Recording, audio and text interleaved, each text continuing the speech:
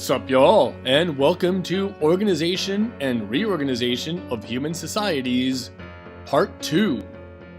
In this video, we're going to look at the Chinese political, cultural, and social system.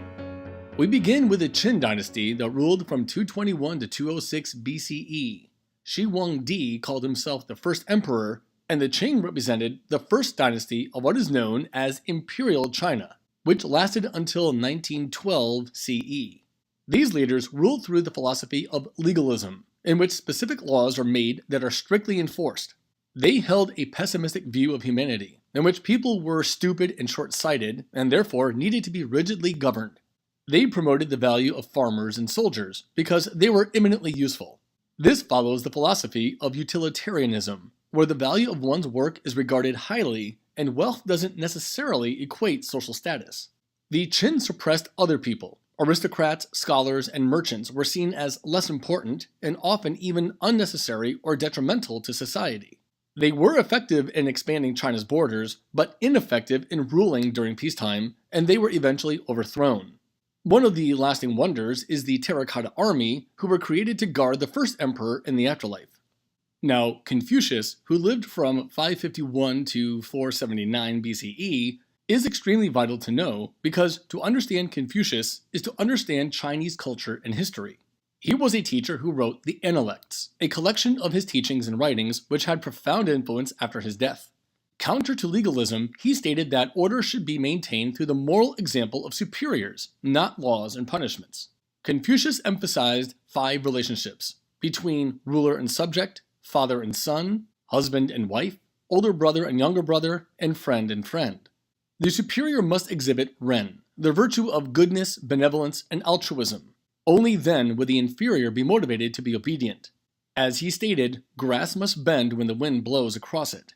This applied to rulers, fathers, husbands, etc., but always males. Education was key to moral improvement, along with rituals and ceremonies. Influenced heavily by Confucianism, the Han Dynasty, which ruled from 206 BCE to 220 CE, the world's first civil service program was enacted. Students studied for examinations to gain official positions.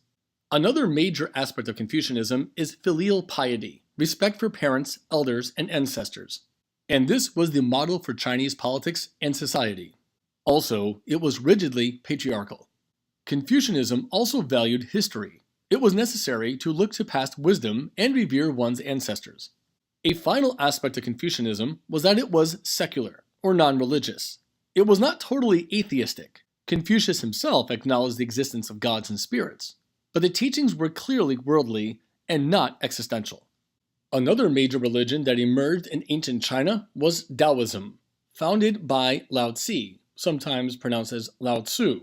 Around the 6th century BCE, he wrote the Tao Te Ching, meaning the way and its power. However, many authors likely contributed to this work over the centuries. Lao Tzu was said to have vanished into the western wilderness on a water buffalo, never to be seen or heard from again. In many ways, Taoism is counter-Confucianism. It was anti-education, and people were encouraged to withdraw into the world, away from schools and work. Tao means the way, of nature. One shouldn't allow schedules to run your life. You should be natural and spontaneous. Taoists sometimes lived in self-sufficient communities and were supposed to engage in quiet meditation. However, like Confucianism, the family was central to life. Emblematic of Taoism are yin and yang. They symbolize that seemingly opposite forces are complementary. Many dualities exist, such as light and dark, fire and water, hot and cold. Nonetheless, despite their differences, the whole is greater than the individual parts. One thing we will see in virtually all cultures is syncretism, or hybridization. There is usually cultural mixing in any civilization. Many Chinese embraced both major philosophies, Confucianism at work or school, Taoism at home, but they were constantly mixing both. In China, the state controlled society perhaps more than any other empire. And to understand China's social hierarchy, we will refer to the acronym SPAM. Spam!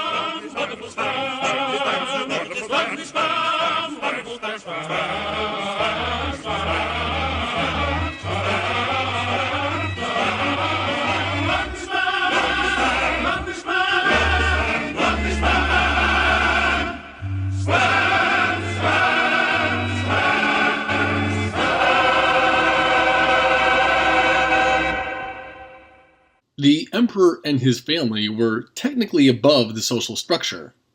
Atop the pyramid were the scholar gentry, the cultural and social elites. Unique to China in this era, state officials, who were all males, earned their positions through the first professional civil service system.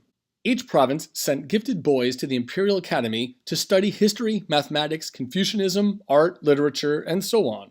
They had to pass exams to rise in ranking. For example, the decoration of 2 cranes on this man's chest are a rank badge that indicate he was a civil official of the first rank.